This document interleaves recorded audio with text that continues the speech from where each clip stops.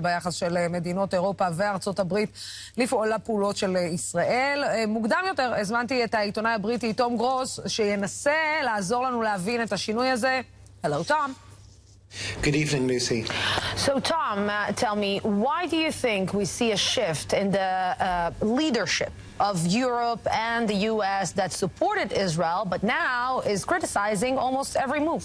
Well, yes, it's very shocking and disappointing.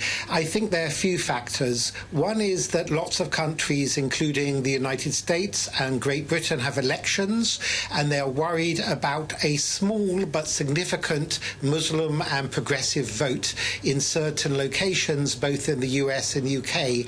That's one reason.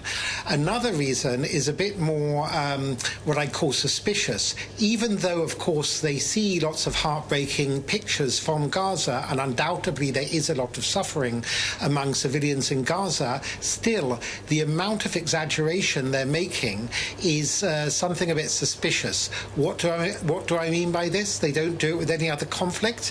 I'm sorry to say that I think subconsciously behind it all is a kind of feeling that they felt that they had to feel guilty about the Holocaust, about anti-Semitism, and they kind of feel good to say that, well, wait a second, Israel doesn't behave so well. If we can portray Israel in an almost genocidal kind of way, then we don't have to feel guilty about the Holocaust anymore.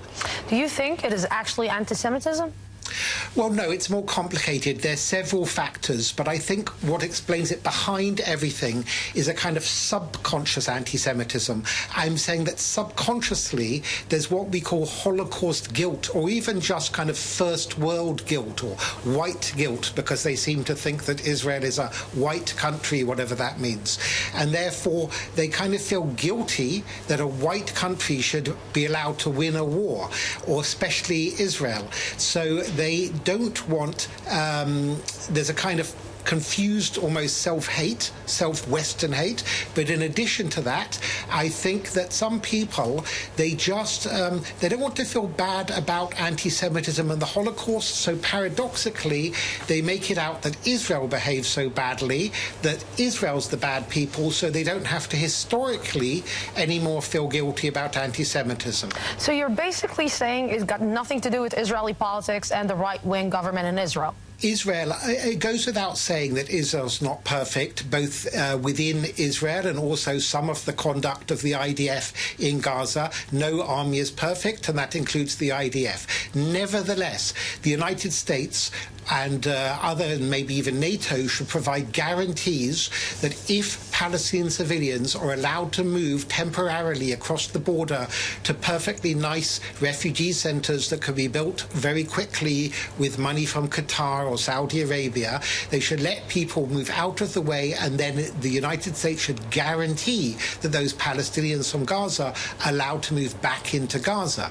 But just to leave them in the midst of a battle where inevitably, if the Rafah operation goes ahead, as Israel says it will, civilians are going to die and get caught up is a kind of madness. No other conflict are civilians forced to stay on the battlefield. It's not just Hamas forcing civilians to stay on the battlefield. It's the whole world in a way. I mean, Israel's in an impossible position. But you know, Tom, Egypt, for example, doesn't want the Palestinian refugees in their country. It is complex.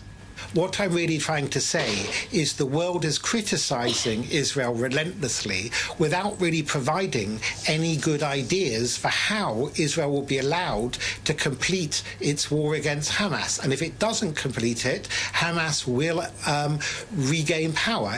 So they can't have it both ways. They have to think of creative solutions, and they put more pressure on Qatar and on Egypt and others. I mean, why not send some Arab troops to help Israel? I mean, they should be more creative, because they can't have it both ways. They can't want a defeat for Hamas and its backers Iran, and at the same time prevent Israel from winning that battle and not aiding Israel in winning that battle.